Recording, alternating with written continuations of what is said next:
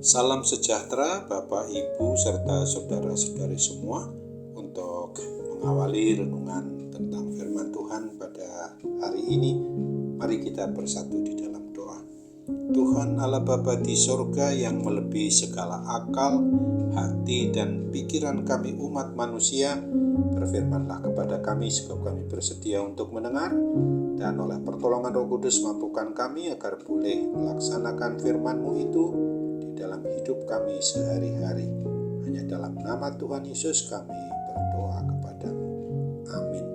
Sebagai nas renungan firman Tuhan pada hari ini diambil dari Lukas 22 ayat 19 dan 20 yang berbunyi, lalu ia mengambil roti, mengucap syukur, memecah-mecahkannya dan memberikannya kepada mereka, katanya, inilah tubuhku yang diserahkan bagi kamu.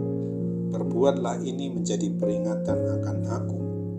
Demikian juga dibuatnya dengan cawan sesudah makan. Ia berkata, cawan ini adalah perjanjian baru oleh darahku yang ditumpahkan bagi kamu.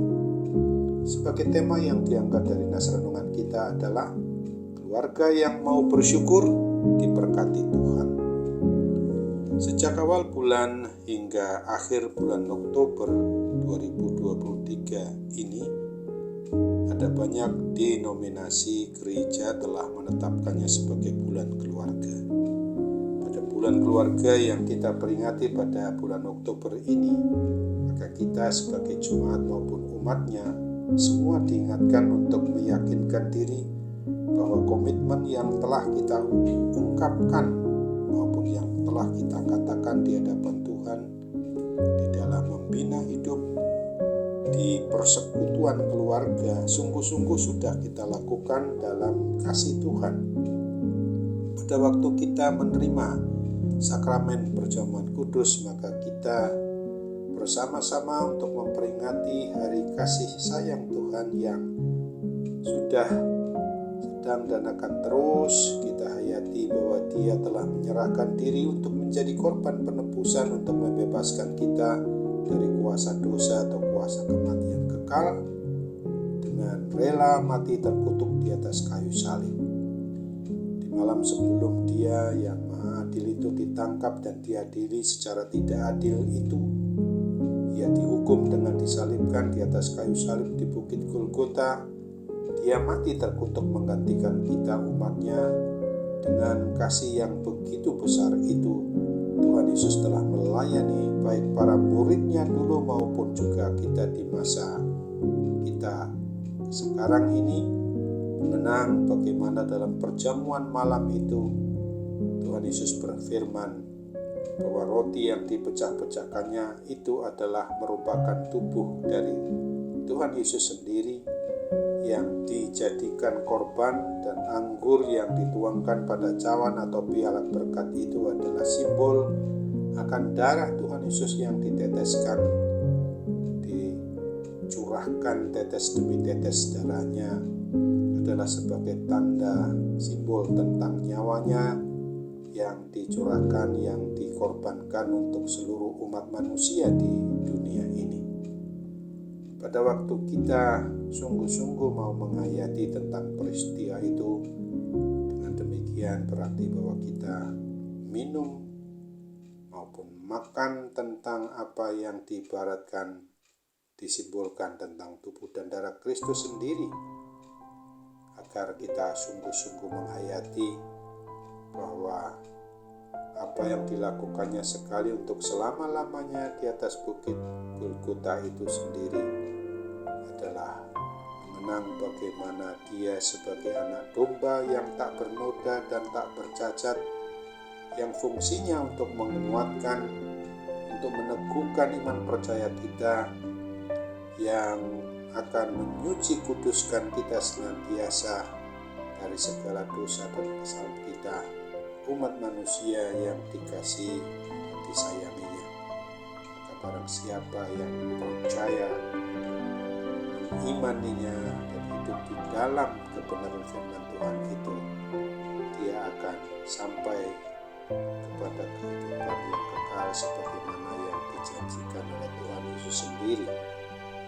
Oleh sebab itu, kita harus senantiasa menyediakan hati, akal, pikiran, dan perasaan kita, dan selalu bersiap diri, selalu mengundang kehadiran Tuhan Yesus Kristus melalui Roh Kudus masuk dan tinggal berada di dalam kehidupan kita sehari-hari. Sungguh-sungguh semua itu akan mendatangkan berkat bagi kita, dan kita mau dipakai untuk memberitakan Injil keselamatan itu kepada orang lain.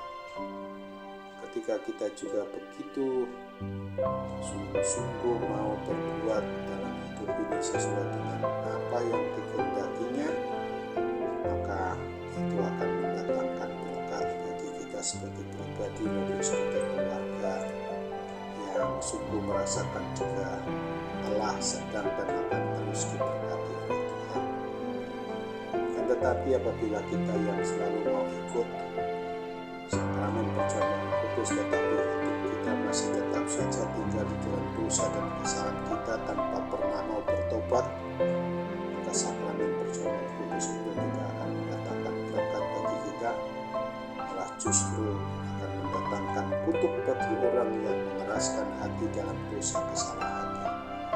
Sesungguhnya sebagai pribadi atau keluarga orang yang beriman percaya kepada Kristus, sudah menerima berkat jaminan keselamatan kekal yang dianugerahkannya, kiranya kita dapat menghayati betul tentang apa yang memang dilambangkan, disimbolkan melalui tindakan Tuhan Yesus dalam perjamuan malam yang kita wujud nyatakan dalam perjamuan kudus di dalam setiap kesempatan ketika kita mengikutinya.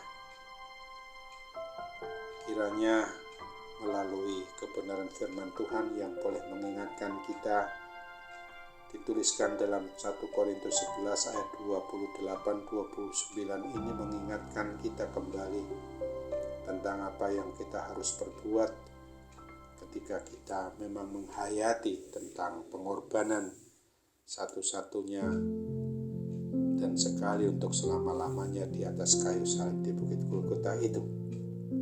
Karena itu hendaklah tiap-tiap orang menguji dirinya sendiri, dan baru sesudah itu ia makan roti dan minum dari cawan itu. Karena barang siapa makan dan minum tanpa mengakui tubuh Tuhan, ia mendatangkan hukuman atas dirinya. Amin. Mari kita kembali bersatu di dalam doa. Bapa di surga, terima kasih untuk firman-Mu yang sudah mengingatkan kami pada saat ini, bahwa kami harus menyadari bahwa keluarga yang mau bersyukur, berterima kasih atas apa yang Tuhan sudah karuniakan kepada kami, berkat jaminan keselamatan, kiranya kami boleh menghayati akan arti apa yang memang Tuhan kehendaki. Dalam nama Tuhan Yesus saja kami mau berdoa dan bersyukur.